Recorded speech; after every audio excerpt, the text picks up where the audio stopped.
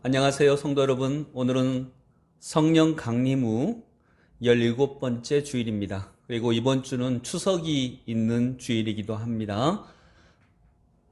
마음으로 묵상기도 하심으로 하나님 앞에 우리의 예배를 드리겠습니다. 기도하겠습니다.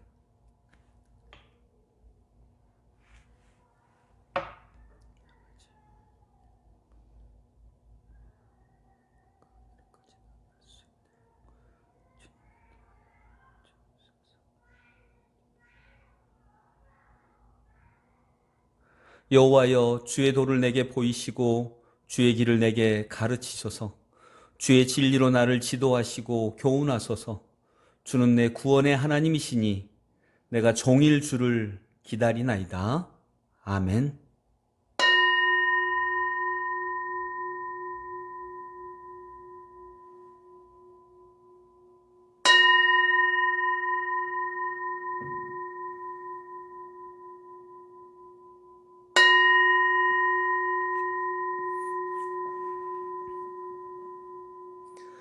나는 하나님을 예배하는 예배자입니다.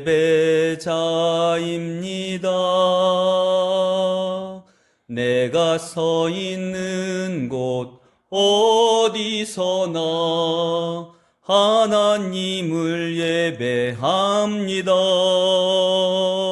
내 영혼 거룩한 은혜를 향하여 내 마음 완전한 하나님 향하여 이곳에서 바로 이 시간 하나님을 예배합니다.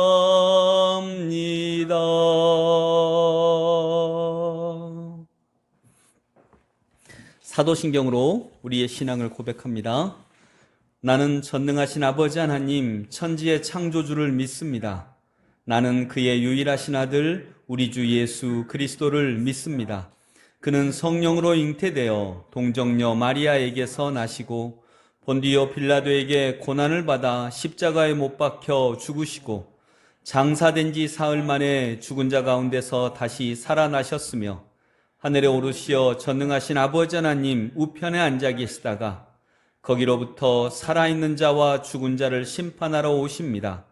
나는 성령을 믿으며 거룩한 공교회와 성도의 교제와 죄를 용서받는 것과 몸의 부활과 영생을 믿습니다. 아멘.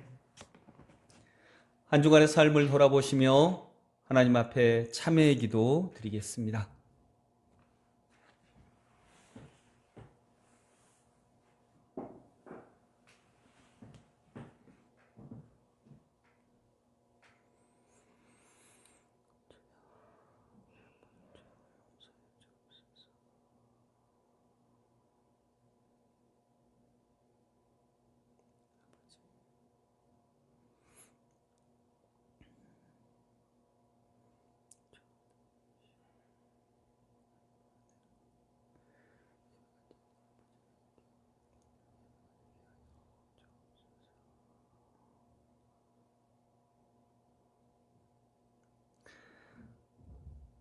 만물을 자라게 하시고 곡식을 여물게 하신 것이 온전한 하나님의 은혜임을 깨닫습니다.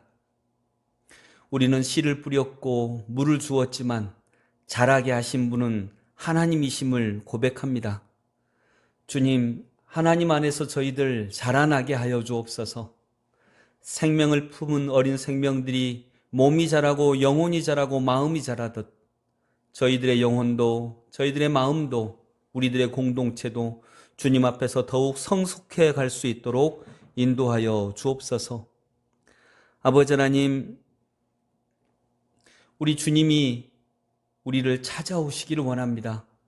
또 우리가 나를 찾아오신 예수 그리스도를 통하여서 외로운 이들에게, 아픈 이들에게 찾아가는 주의 백성들이 되기를 원합니다. 하나님, 그러함에도 불구하고 저희들 내 안으로 내 속으로만 숨어들었던 어리석음을 고백하오니 용서하여 주옵시고 오늘도 하늘에서 인간을 찾아오신 예수 그리스도를 본받아 우리도 갈 바를 잃은 세상 속으로 나아가는 하나님의 백성들 되게 하여 주옵소서. 오늘도 이 말씀으로 우리의 영과 육을 새롭게 하심을 믿습니다. 너는 마땅히 공의만을 따르라. 그리하면 내가 살겠고 내 하나님 여호와께서 내게 주시는 땅을 차지하리라. 아멘. 자리에 앉으셔서 찬송가 595장 찬양드립니다. 595장.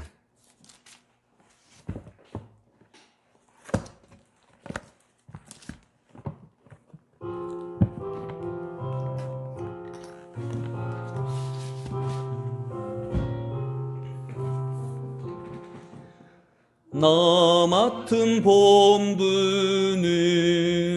그 주를 높이고 문 영원 구원 얻도록 잘 인도함이라. 부르심 받들어 내 형제 섬기며 구주의 뜻을 따라서 내 정성 다하리.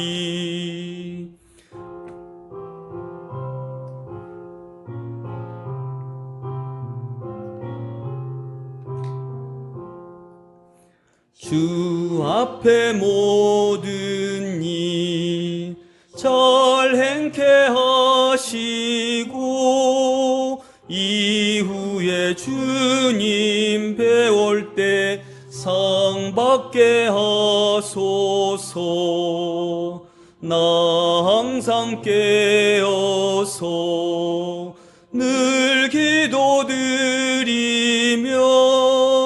내 믿음 편치 않도록 날 도와주소서. 아멘.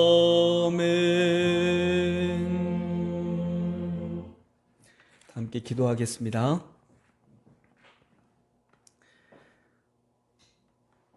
우리의 생명을 주관하시고 우리의 주인 되신 아버지 하나님, 은혜를 감사드립니다. 이번 주에는 추석 명절이 있는 달입니다. 주일입니다. 그러나 또 만나지 못하는 분들이 많이 있을 것입니다. 하나님, 1년 가까이 지속되고 있는 이 코로나19 이 사태 중에서도 우리는 하나님을 믿습니다. 하나님을 의지합니다. 이 모든 일의 주인이 하나님이심을 믿습니다. 우리에게 아버지 하나님이 말씀하시는 크고 크신 음성을 이 일을 통하여서 온전히 들을 수 있는 저희들 되게 하여 주옵소서. 그 하나님의 말씀 속에서 저희들이 회개할 것을 찾고 주님 앞에 무릎 꿇게 하시고 또 나아갈 바를 알고 담대히 나아갈 수 있도록 인도하여 주시옵소서. 오늘도 우리의 예배를 드립니다. 주님의 이름을 부르며 주님을 찬양하며 때로는 아픈 마음으로 기도하며 주의 말씀 앞에 겸손히 머리를 숙여 내 마음을 내어놓습니다. 주님, 우리를 인도하여 주시옵소서. 예배를 드리지 못하는 기간이 있습니다. 하나님, 모여서 예배를 드리지 못하는 기간이 있지만 그래서 온라인 예배로 사람끼리는 비대면 예배로 드리고 있지만 그러나 더욱더 하나님은 우리가 대면할 수 있는 이 시간 되게 하여 주옵소서. 주님은 무소부재하시며 계시지 않으신 곳이 없고 능력 많으신 주님이시기에 사람끼리는 비대면하고 있는 이 예배를 통해 우리 주님은 우리 마음속 더 깊이 들어오시어서 우리에게 하나님의 음성을 주실 줄을 믿습니다. 주님, 오늘 이 예배 시간 하나님을 만나는 시간 되게 하여 주옵소서. 하나님께 찬양하며 주의 손을 붙잡고 내 뜻, 내 판단대로 살아왔던 우리의 삶을 주님께로 돌리는 방향 전환의 시기가 되게 하여 주옵소서. 아버지 하나님, 코로나로 고통당하고 있는 많은 분들, 온 세상의 많은 하나님의 사람들, 또 봉사하고 헌신하는 많은 의료진들, 공무원분들, 또 애통하는 마음 가운데 기도하고 있는 전국의 모든 교회들, 주님 은혜를 내려주시고 갈 길을 열어주시고 힘에 힘을 더하여 주시옵소서. 사랑이 많으신 아버지 하나님, 이 시기를 통하여서 우리 교회가 새롭게 되기를 원합니다. 이 시기를 통하여서 말씀하시는 하나님의 음성을 잘 듣고 그 음성 앞에 순종하며 진정으로 우리 교회가 아버지 하나님께서 기뻐하실 만한 놀라운 교회로 거듭나는 이 시기 되게 하여 주시옵소서. 이제 고3 수험생들 시험을 봐야 될 기간이 얼마 남지 않았습니다. 그리고 준 수험생의 마음으로 아이를 돌보고 있는 우리 부모님들도 기억하여 주시옵소서. 그들의 갈 바도 밝히 보여주시고 하나님 공부했던 모든 것들 잘 생각나게 하시고 좋은 열매로 하나님께 영광 돌리게 하여 주시옵소서. 사랑하는 우리 자녀들 축복하여 주시고 건강케 하시고 이런 과정 속에서도 하나님을 사랑하는 마음이 무럭무럭 커갈 수 있도록 인도하여 주시옵소서. 연로하신 우리의 부모님들을 축복합니다. 건강케 하시옵고 이 땅에서 살아가시는 날 동안 하나님 크신 은혜와 은총을 내려 주시옵소서. 행복하게 하여 주시옵소서. 이 예배를 드리는 모든 성도님들 가정을 찾아가 주시고 위로하여 주시고 격려하여 주시고 은혜에 은혜를 더하여 주시어서 그들이 가는 발걸음마다 예수 그리스도를 발견하고 세상의 빛과 소금이 되는 놀라운 성도의 역할 감당케 하여 주시옵소서. 이 예배가 그렇게 주님을 대면하는 예배가 되기를 간절히 바라옵고 예수 그리스도 이름으로 기도드리옵나이다. 아멘. 네, 성도 여러분 안녕하세요. 서로 가족끼리 인사 나누겠습니다. 안녕하세요. 네. 오늘은 교회 소식 잠깐 나누겠습니다. 아주 짧게 나누겠습니다. 삶의 교회 소속되어 계신 분들도 있고 그렇지 않으신 분도 있는데 삶의 교회에 대한 광고입니다. 삶의 교회는 2단계니까요. 가정에서 가능하면 이렇게 추석이 끝난 다음에는 모여주시는 방향으로 해주시면 좋겠고요. 또 이번에 삶의 교회와 이끄미와 따르미가 같지 않은 분들이 계십니다. 근데 원래 삶의 교회의 취지는 내가 이끄미와 따르미로 되었던 분들이 하나의 삶의 교회로 들어가는 게 원래 취지에 부합되거든요. 그게 맞거든요. 그래서 근데 이제 저희 교회가 한 1년 반 전에 이걸 시작을 하면서 약간의 혼선이 있었고 제가 그렇게 이제 진행을 해 왔는데 얼마 전부터는 이끄미와 따르미가 같은 삶의 교회에 소속될 수 있도록 이렇게 진행을 하고 있습니다. 그래서 이번에 목자분들과 또 당사자가 되시는 분들과 함께 협의를 해서 이 과정을 좀 맞추는 시간을 갖도록 하겠습니다. 그래서 이끄미와 따르미가 가능하면 같은 삶의 교회에 진행될 수 있도록 그래서 이 삶의 교회를 기본으로 놓고요. 이끄미와 따르미가 삶의 교회가 다른 경우에는 그걸 좀 같은 삶의 교회에 소속되어 있는 분들로 바꿔가는 그런 시간을 좀 가지려고 합니다. 근데 이걸 뭐 제가 강제로 할 수 없는 거고요. 협의하면서 그렇게 진행을 해 가겠습니다. 그리고 그 이후에 삶의 교회는 이제 다른 이유로는 삶의 교회의 소속원들이 서로 다른 삶의 교회로 이전되거나 그런 일은 원칙적으로는 없겠습니다. 그리고 이렇게 되면 삶의 교회 가족들이 코로나로 인해서 또는 다른 일로 인해서 모이지 못할 때에도 불가피한 경우에는 양육 과정을 진행을 하는 걸로 삶의 교회를 진행할 수도 있겠고요. 그런 차원에서 삶의 교회와 이끄미 따름이 이렇게 통합할 수 있도록 하는 일을 지금 해 나가겠고요. 빠른 시간 내에 결정을 지어서 그 다음에는 우리 금년 한 해 동안 거의 모여서 하는 신앙생활이 참 드물었잖아요. 그래서 이끄미 따르미와 전반적으로 했던 양육과정이라도 진행을 하는 그런 형식으로 권유하고 그렇게 하겠습니다. 네, 다른 광고는 지난주와 그 비슷한 광고가 많이 있겠습니다. 오늘 하나님께서 우리에게 주신 말씀 보겠습니다. 에베소서 4장입니다. 에베소서 4장 11절부터 16절. 에베소서 4장 11절부터 16절의 하나님의 말씀입니다.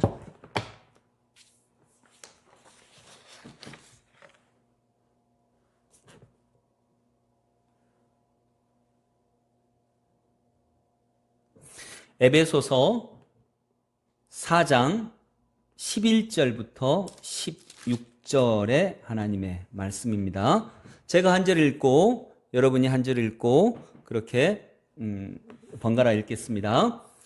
11절 제가 읽습니다. 그가 어떤 사람은 사도로, 어떤 사람은 선지자로, 어떤 사람은 복음 전하는 자로, 어떤 사람은 목사와 교사로 삼으셨으니 이는 성도를 온전하게 하여 봉사의 일을 하게 하며 그리스도의 몸을 세우려 하심이라. 우리가 다 하나님의 아들을 믿는 것과 아는 일에 하나가 되어 온전한 사람을 이루어 그리스도의 장성한 분량이 충만한 데까지 이르리니 이는 우리가 이제부터 어린아이가 되지 아니하여 사람의 속임수와 간사한 유혹에 빠져 온갖 교훈의 풍조에 밀려 요동하지 않게 하려 함이라. 오직 사랑 안에서 참된 것을 하여 범사에 그에게까지 자랄지라. 그는 머리니 곧 그리스도라.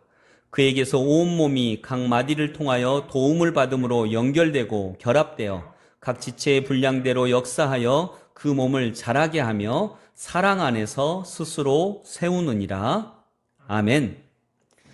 이 중에서 특별히 오늘 집중적으로 살펴볼 말씀은 11절, 12절입니다. 그래서 11절, 12절만 다시 한번 같이 이 두 절 말씀 같이 읽겠습니다. 11절, 12절. 그가 어떤 사람은 사도로, 어떤 사람은 선지자로, 어떤 사람은 복음 전하는 자로, 어떤 사람은 목사와 교사로 삼으셨으니 이는 성도를 온전하게 하여 봉사의 일을 하게 하며 그리스도의 몸을 세우려 하심이라. 아멘. 여러분 이번 주는 지난주요. 지난주에는 우리 교단, 여러분 우리 교단이 어디 교단인지 혹시 아세요? 어떤 분들은 뭐 대한예수교 조계종 막 이렇게 헷갈리는데 대한예수교 장로회 통합 측입니다. 대한예수교 장로회라고 하는 이름만 가진 교단이 100개가 넘어요. 그래서 대한예수교 장로회 이걸로는 어느 교단인지 모르고요. 교단 마크, 저희 교회 마크, 교단 마크 아시죠? 간판에 붙어 있는 또는 주보에 나와 있는 그 마크로 여기는 통합 측이구나 이런 걸 알 수가 있습니다. 저희는 그래서 예장 통합 측이다. 대한예수교 장로회 통합 측이다라고 얘기를 합니다. 지금 그 세습 문제 때문에 논란이 되고 있는 서울에 있는 명성교회가 저희와 같은 교단입니다. 이 명성교회 세습 문제에 대해서 이번 주에 이제 총회에서 논의도 했었습니다. 그 결과에 따라서 저희가 우리 교단이 이런 일을 용인하는 그게 이제 불법이거든요. 법으로도 그렇게 해서는 안 되는 거거든요. 근데 법을 묵인하고까지 그렇게 지금 하고 있는 겁니다. 그래서 안에서 또 그런 잘못된 일에 대해서 투쟁하고 싸우는 것도 중요하겠지만 저희는 또 저희의 일이 있기 때문에 지금 실은 제 개인적으로도 또 우리 비전위원회에서도 이 일에 대해서 교단 탈퇴를 하는 이런 방안까지도 생각을 하고 있습니다.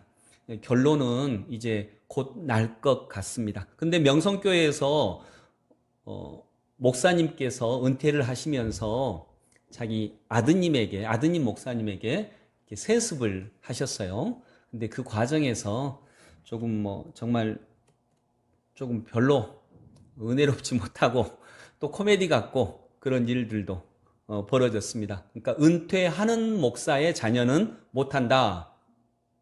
법에 이렇게 나와 있거든요. 은퇴하는 목사의 자녀.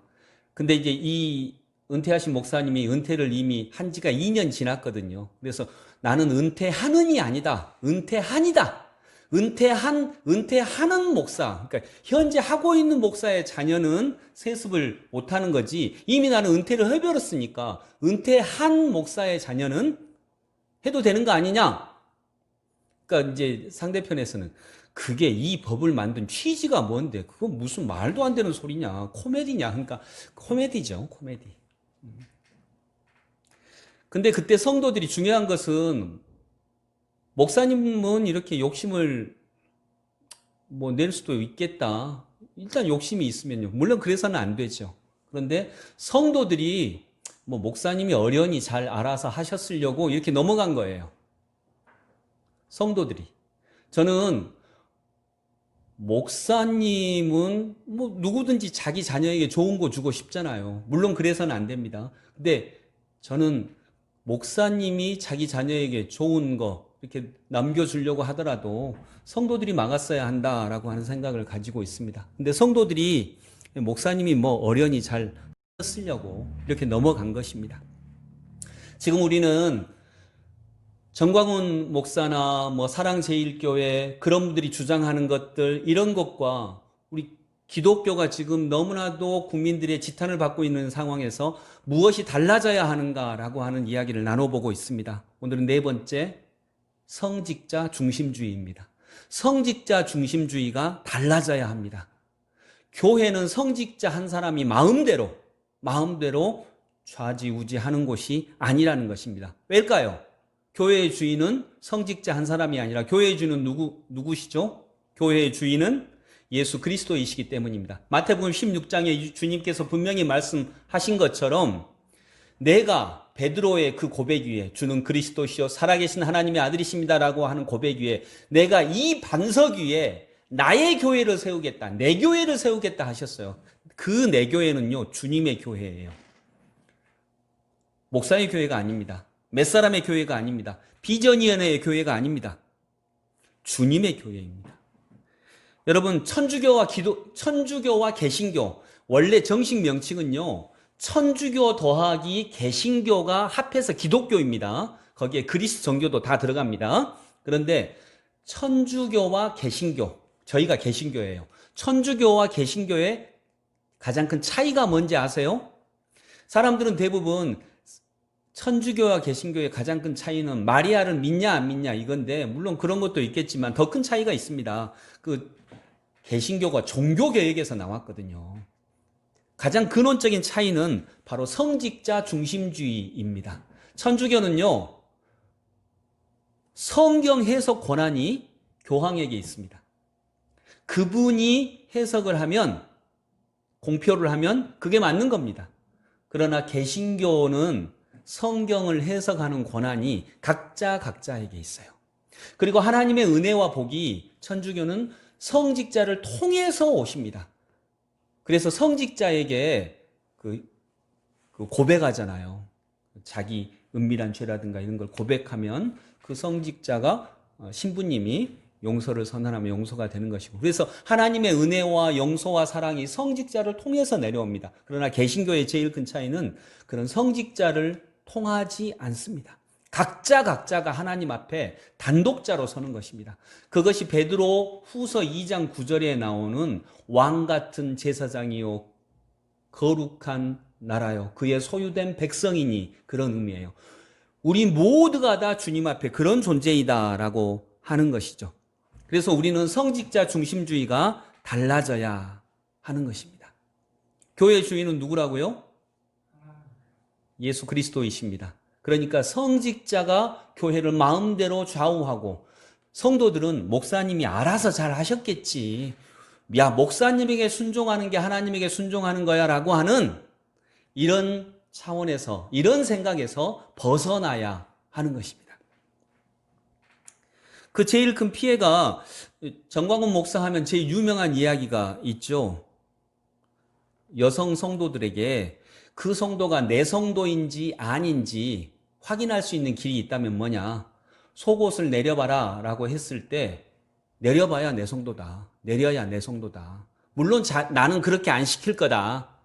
그러나 뭐 그런 얘기를 했었어요. 근데 여기서 중요한 게 그거예요. 그렇게 얘기했을 때 그대로 해야 내 성도다. 여기서 내 성도는 정광훈 성도를 얘기하는 거예요. 주님의 성도를 얘기하지 않아요. 주님의 성도는 목사가 행여나 그런 요청을 하면 단호하게 거부해야 됩니다. 그리고 신고해야 됩니다. 그건 할 수 없는 거거든요. 그때 정광훈 목사가 했다는 말, 그래야 내 성도다. 자기 성도죠. 주님의 성도는 아닙니다. 주님의 성도에게는 그런 요구를 할 수 없는 거고, 주님의 성도는 또 그런 요구를 받았을 때 그렇게 얼렁뚱땅 넘어가지도 않아야 하는 것입니다. 오늘 여러분, 성도가 신앙 안에서 어떤 위치인지 한번 보겠습니다. 11절 말씀 봅니다. 11절 11절 같이 읽어봅니다. 그가 어떤 사람은 사도로, 어떤 사람은 선지자로, 어떤 사람은 복음 전하는 자로, 어떤 사람은 목사와 교사로 삼으셨으니. 여기서 번역이 좀 잘못된 걸 찾으면요, 제일 마지막 구절, 어떤 사람은 목사와 교사가 아니라 와를 즉으로 바꿔야 됩니다. 어떤 사람은 목사, 즉 교사로 삼으셨으니. 초대교회의 목사는요, 지금 저와 같은 목사가 아니라 굳이 지금 제일 비싼 걸 찾자면요, 여기 나오는 목사는 신학대학 교수님 정도를 얘기하는 것입니다. 그래서 교사라고 해야 맞을 것 같습니다. 그런데 하나님은 그가, 예수께서, 주님께서 어떤 사람은 사도로 삼으셨고요, 어떤 사람은 선지자로 삼으셨고, 어떤 사람은 복음 전하는 자로 삼으셨고, 어떤 사람은 목사, 즉 교사로 삼으셨어요. 여기 나오는 사람들은, 여기 나오는 이 11절에 나오는 직분은 지금으로 말하면 목회자를 얘기합니다. 목회자, 가르치는 사람, 목회자를 얘기하는 거예요. 지금으로 따지면 가장 비슷한 게 목사님들입니다. 교회 안에서의 목사님들. 자, 목사님을 삼은 것은, 목사님을 그리스도께서 세우신 것은, 여러분 슬기교회의 목사로 저를 세우신 것은 왜 세웠다고요? 그게 12절입니다. 왜 세웠는지 보겠습니다. 12절 같이 읽습니다. 이는 성도를 온전하게 하여 봉사의 일을 하게 하며 그리스도의 몸을 세우려 하심이라. 아멘. 자, 목회자를 세우신 이유가 있어요. 목회자를 세우신 이유가 뭐라고요? 12절에 한번 찾아보세요. 뭐라고요? 이는, 즉 목회자를 세우는 이유는 성도를 온전하게 하여, 이거예요. 목회자를 세운 이유는요, 성도들을 온전하게 하시려고 하는 하나님의 뜻입니다. 성도들을 온전하게 하시려고. 근데 성도들을 온전하게 하면 어떤 일이 일어나는가? 온전한 성도는 무슨 일을 하는가라고 하는 거예요. 자, 성도를 온전하게 하면 성도가 뭘 하죠? 봉사의 일을 하게 하며. 여기서 봉사는요, 교회 봉사만을 얘기하는 거 아닙니다.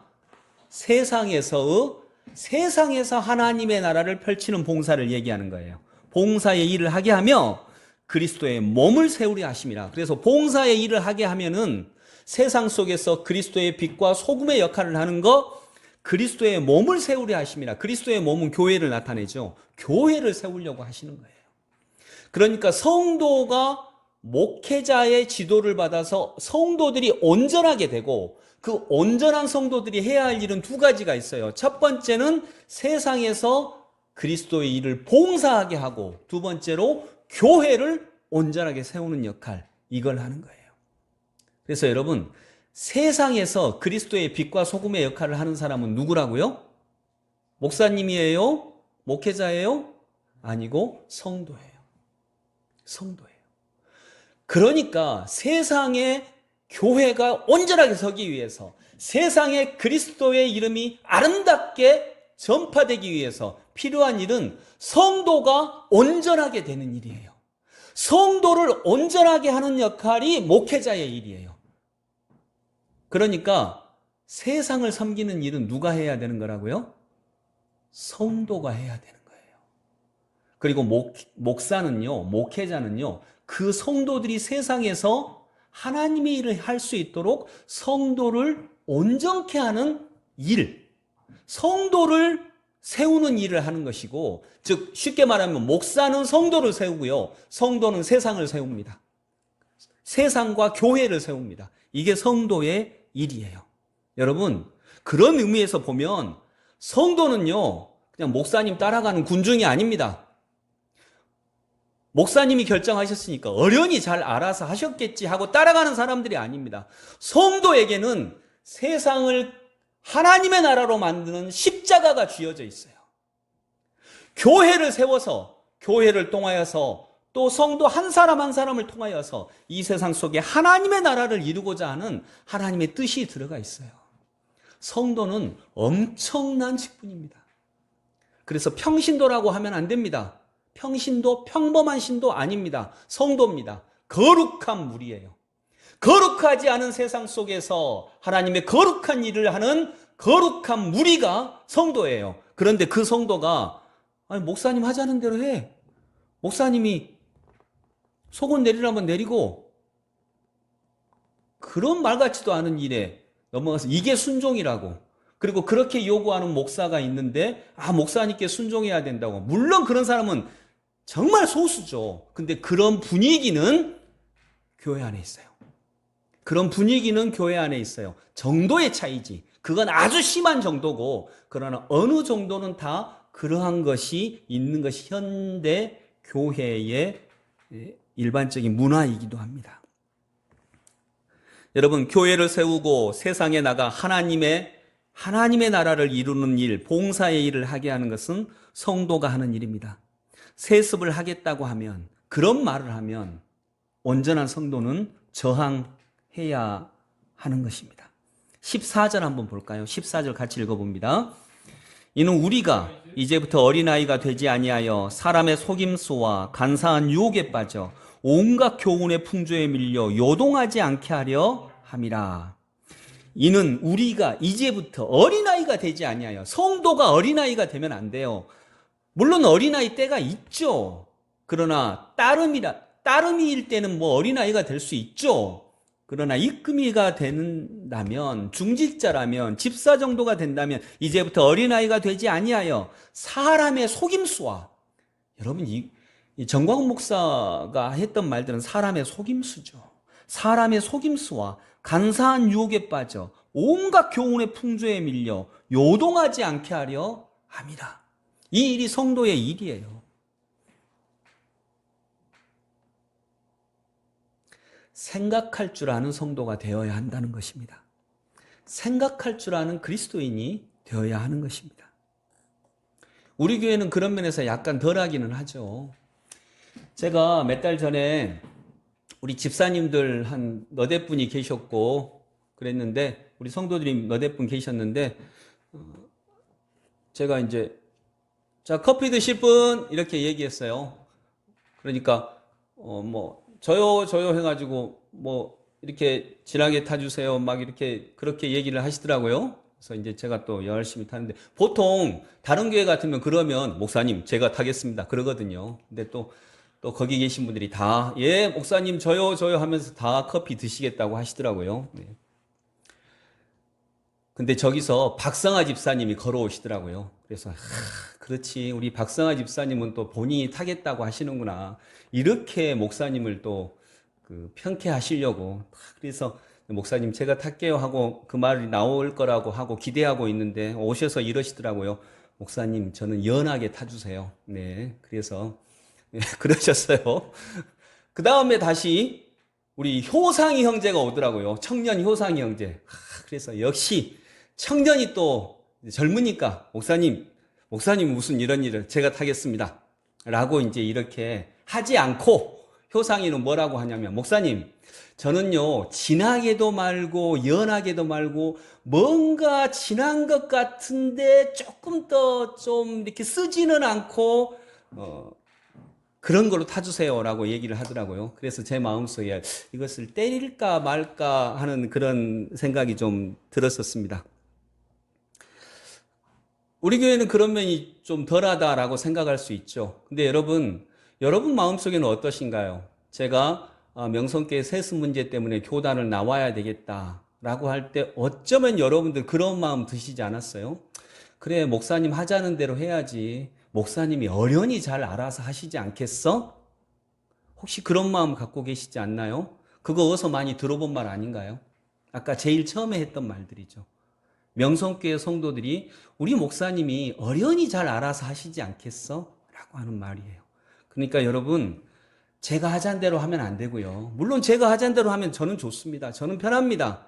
그러나 잠깐은 좋겠지만 길게 가면 그래서는 안 되죠. 우리가 스스로 생각할 수 있어야 되는 거죠. 이번에 추석 선물 세트 이렇게 했잖아요. 그래서 추석 선물 세트를 책을 사야 되는데 돈이 없어요. 봉사하는 분들이나 이런 돈이 없어요. 그래서 교회 돈을 좀 빌리고 팔릴 거니까 팔면 갚아야 되겠다라고 생각을 해서 제가 장로님한테, 장로님 이거 우리 한 100만 원어치 사야 되는데 교회 돈 좀 꿔주세요. 그렇게 얘기를 했어요.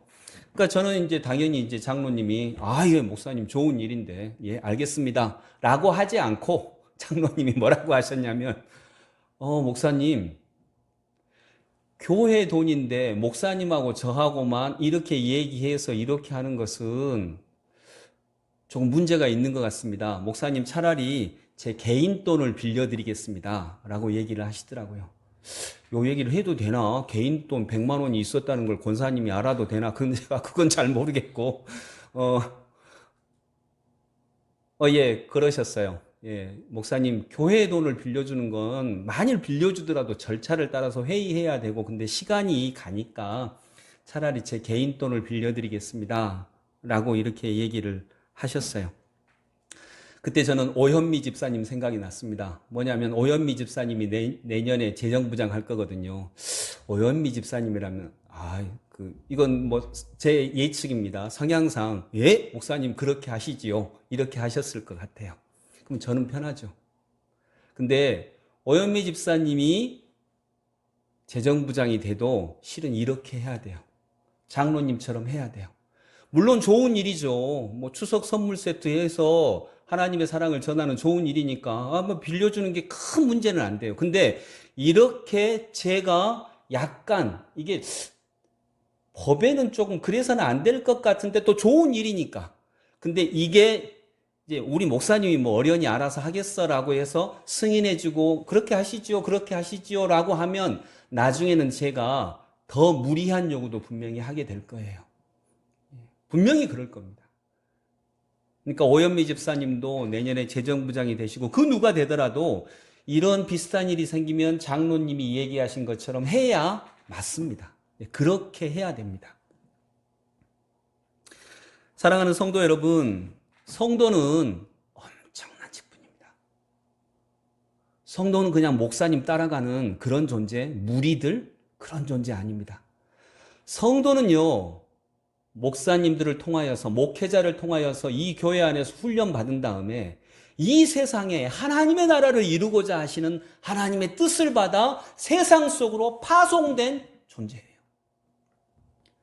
그래서 성도는 목사님이 알아서 하시겠지라고 하면 교회는 혹시 괜찮을지 모르는데 그러면 세상이 나빠져요.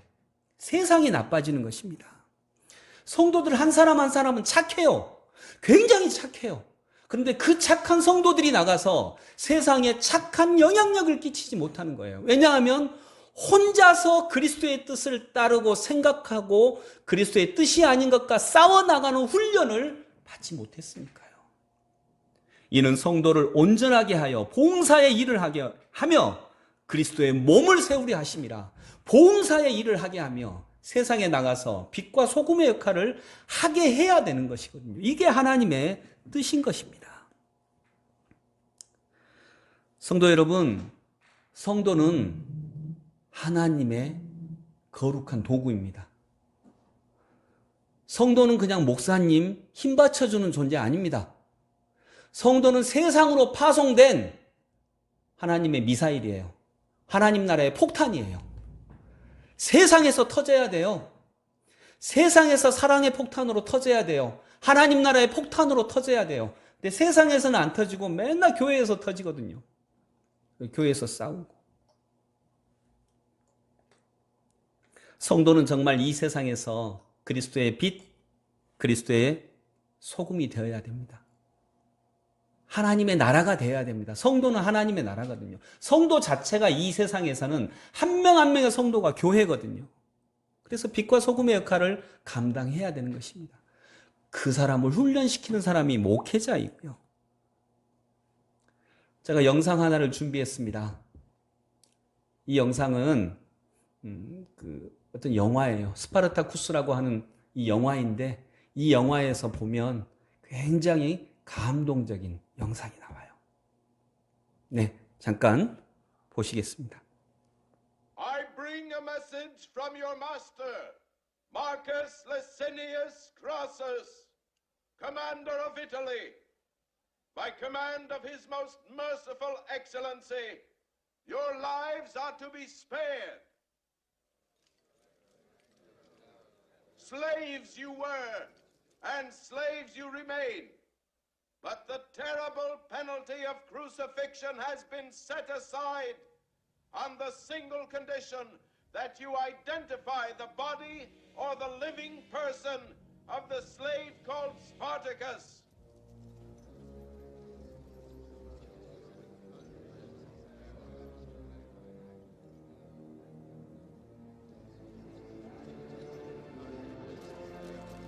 I'm Spartacus! I'm Spartacus. I'm Spartacus! I'm Spartacus. I'm Spartacus! I'm Spartacus. I'm Spartacus. Spartacus.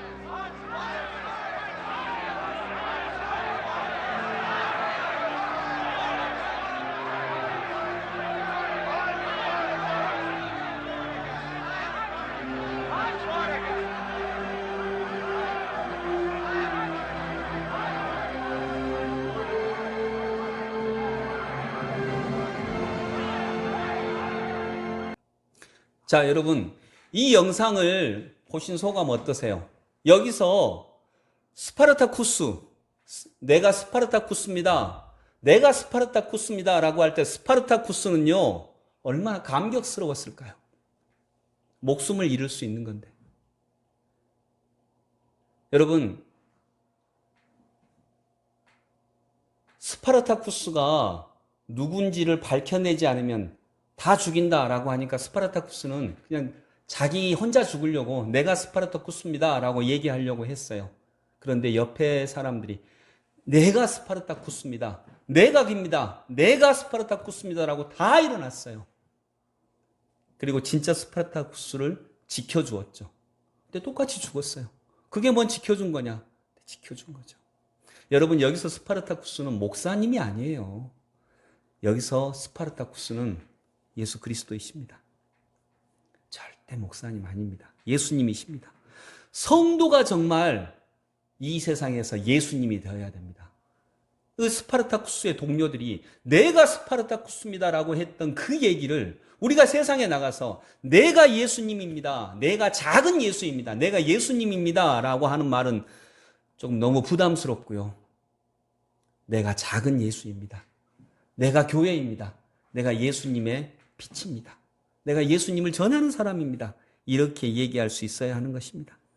설교교회 성도 여러분, 여러분은 그냥 저 따르는 사람들 아닙니다. 여러분은 예수 그리스도를 따르는 사람들이고요.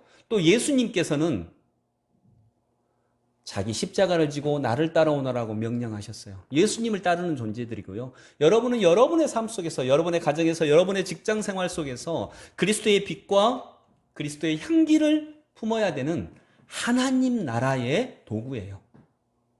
하나님 나라의 도구인 것입니다. 평신도가 아닙니다. 성도입니다. 거룩한 무리들입니다. 그래서 여러분, 저는 내년에 슬기교회 성도위원회가 결성이 됐으면 좋겠어요. 한번 얘기를 나눠볼 텐데, 그러면서 여러분에게 민감한 문제들, 예를 들면 동성애라든가 차별금지법이라든가 창조론, 진화론 이런 부분에 대해서 저와 같이 상의도 하시고 여러분의 견해를 가지고 목사님이 알아서 하시겠지 그러지 마시고요. 여러분이 세상 속에서 하나의 교회로서의 역할을 정말 잘 감당하셨으면 좋겠어요. 그러면 생각해야 되거든요. 또 자기 방향을 알아야 되거든요. 세습과 교단 탈퇴의 문제도 목사님이 하자고 하시니까 목사님이 어련히 알아서 잘 하시겠지 이렇게 다가서면 안 됩니다. 이렇게 가면요, 교단 탈퇴를 하고 이건 좋은 일이야 그럴 수도 있겠죠. 그러나 이 과정에서 진짜 충분히 배워야 하는 내용들을 우리 교회 전체 성도들이 배우지 못할 수도 있는 것입니다. 여러분, 개신교는 아직 완전한 교회 교육을 이루지 못했습니다. 종교개혁은 성직자 중심에서 벗어나고자 루터가 깃발을 든 거예요. 성직자만 성가 불렀던 것에서 벗어나고 성직자만 성경 그때까지는 성직자만 성경 읽었습니다. 신부님만 성경 읽었어요. 그런데 루터가 독일어 성경을 번역하면서 일반 성도들도 성경 읽어야 된다. 그리고 스스로 이 성경의 말씀을 통해서 하나님과 만나야 된다라고 얘기했던 거예요. 그게 진짜 종교개혁이에요. 그런 의미에서 성직자 중심주의를 벗어나야 하는 것입니다. 그리고 세상 속에서, 교회 안에서만 그러면 안 됩니다. 세상 속에서 또 다른 성직자로, 세상 속에서의 성직자로서 역할을 감당해야 되는 것입니다. 제가 어떤 목사님한테 들었던 한 그 교회 집사님의 이야기예요. 그 교회 집사님은 설렁탕 하는 식당 사장님인데 자기 식당을 손님이 오시면 예수님에게 나는 설렁탕 한 그릇 대접한다, 이런 마음으로 대접을 하셨대요. 근데 그 집사님이 어느 날 보니까 이 설렁탕은 뼈를 우리잖아요. 이 뼈가 왔는데 약간 우려보니까 국물이 다른 거예요. 그래서 이게 왜 그러냐고 전화를 했더니, 아, 죄송합니다, 다른 식당에 가야 되는 것이 잘못 왔다는 거예요. 그러니까 안 좋은 뼈가, 다른 식당은 실은 안 좋은 뼈를 하나 보죠. 최고급 뼈를 그 식당은 우려내는데 안 좋은 뼈를 했나 봐요. 그러면서 뼈를 파는 그분이 그 식당 집사님한테 그랬대요. 사장님, 진짜 죄송한데 오늘만 커피 프림 약간만 타시면 됩니다. 맛도 똑같습니다. 라고 이렇게 방법을 알려주더래요. 여러분이 식당 사장님이 어떻게 하시겠어요? 하루 장사하면 엄청나게 손해보거든요. 어떻게 하시겠어요? 근데 이 집사님이 이렇게 결정을 내렸답니다. 식당 앞에다가 오늘 재료가 좋지 않아서 오늘 식당은 문을 닫습니다. 재료가 좋지 않은 재료가 와서 오늘 식당은 문을 닫습니다. 이렇게 했대요. 여러분, 저는 그 식당 집사님이 성직자라고 생각합니다. 네, 성직은 교회에서 일하는 목사, 전도사 이것만이 아닙니다. 그런 식당 주인은 성직자입니다. 저는 우리 성도들이 교회 안에서는 집사 성도지만 세상에서는 성직자가 되어야 한다고 믿습니다. 그래야 기독교가, 개신교가 지금 이 한국 사회 속에서 제자리를 잡습니다. 그러니 교회 안에서 집사의 역할, 교회 안에서 권사, 장로의 역할이 아니라 세상 속에서 그리스도인의 역할을 저도 마찬가지고요, 그렇게 감당해야 되는 것입니다. 여러분, 순종이 무엇입니까? 목사님에게 순종하는 건 순종 아닙니다. 그것도 순종일 수 있겠죠. 목사님이 하나님과 하나님의 말씀을, 진짜 하나님의 말씀을 대언하는 역할 속에서는요. 그러나 하나님께 순종해야 되는 것입니다. 그것이 정말 성도입니다. 말씀을 맺습니다. 12절, 이는 성도를 온전하게 하여 봉사의 일을 하게 하며 그리스도의 몸을 세우려 하심이라. 봉사의 일을 하게 하며 세상에 나가서 그리스도의 향기와 그리스도의 음성을 전하는 이런 역할 성도들이 합니다. 그래서 성도는 세상 속의 성직자입니다. 그 역할을 어느 순간부터 잃어버렸습니다. 그리고 그냥 목사님, 신부님 하자면 그냥 다 따라서 합니다.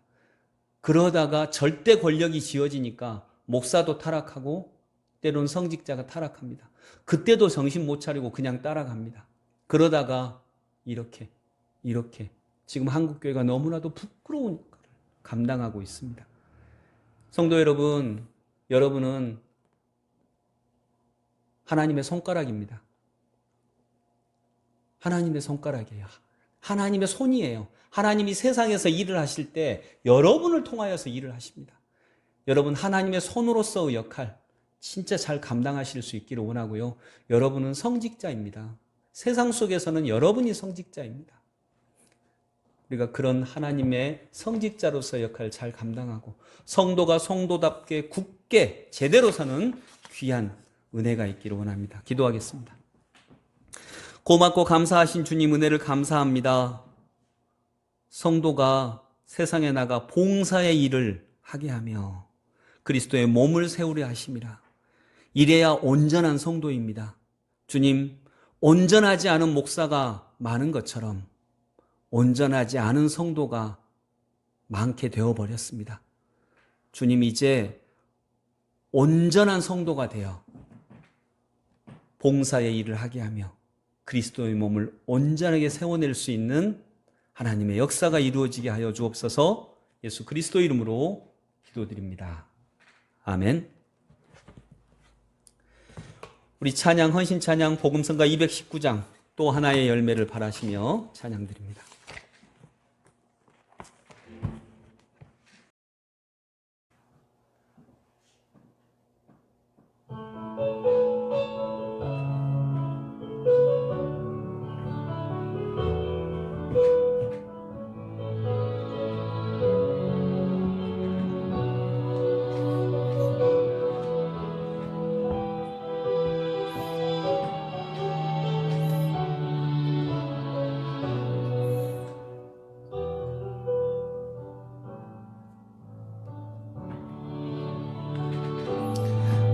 감사해요. 깨닫지 못했었는데 내가 얼마나 소중한 존재라는 걸 태초부터 지금까지 하나님의 사랑은 항상 날 향하고 있었다는 걸 고마워요. 그 사랑을 가르쳐준 당신께 주께서 허락하신 당신께 그리스도의 사랑으로 더욱 섬기며 이제 또 세상에 전하리라. 사랑받기 위해 그리고 그 사랑 전하기 위해 주께서 택하시고 이 땅에 심으셨네. 또 하나의 열매를 바라시며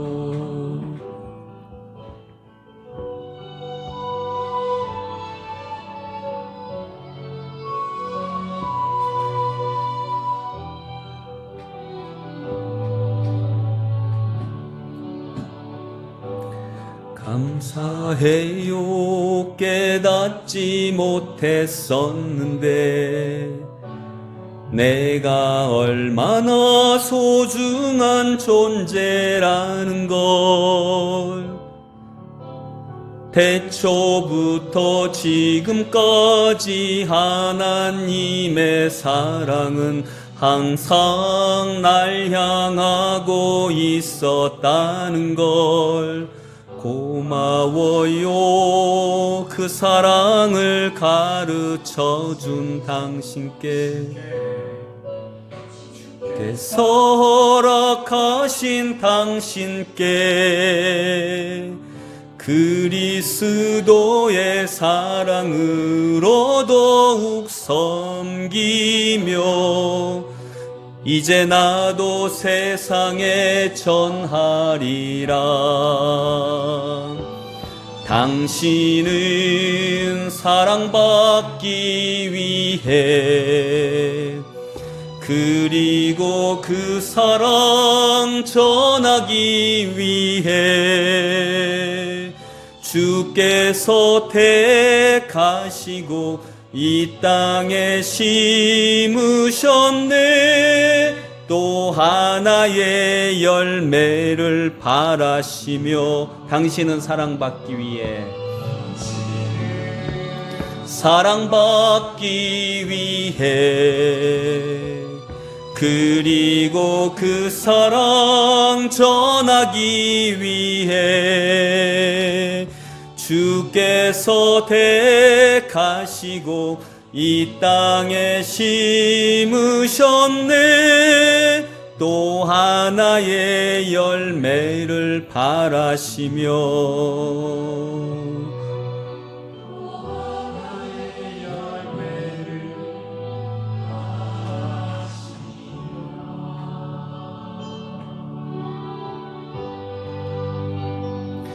거룩하신 아버지 하나님, 은혜를 감사합니다. 우리 모두가 다 성직자입니다. 우리 모두가 다 각각 하나님 앞에 선 단독자입니다. 주님, 두렵고 떨리는 마음으로 말씀 앞에 서고 주님 앞에 서서 우리 성도들도 제가 성직자이듯 우리 성도들도 세상 속에서는 하나님의 성직자로 살아가게 하여 주옵소서.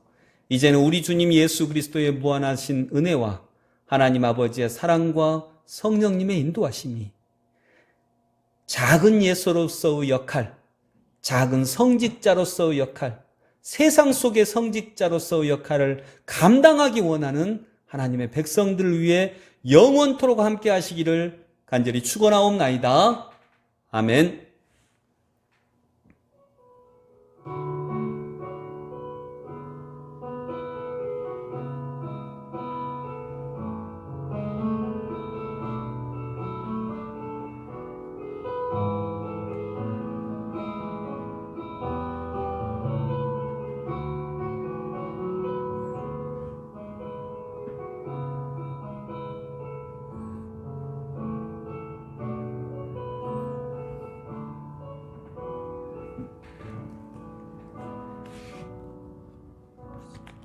감사합니다. 예배 마쳤습니다. 이번 한 주간도 주님과 함께 동행하시기 원합니다. 그리고 말씀 꼭 붙들고 살아가시기 원합니다. 추석 명절 잘 보내십시오. 감사합니다.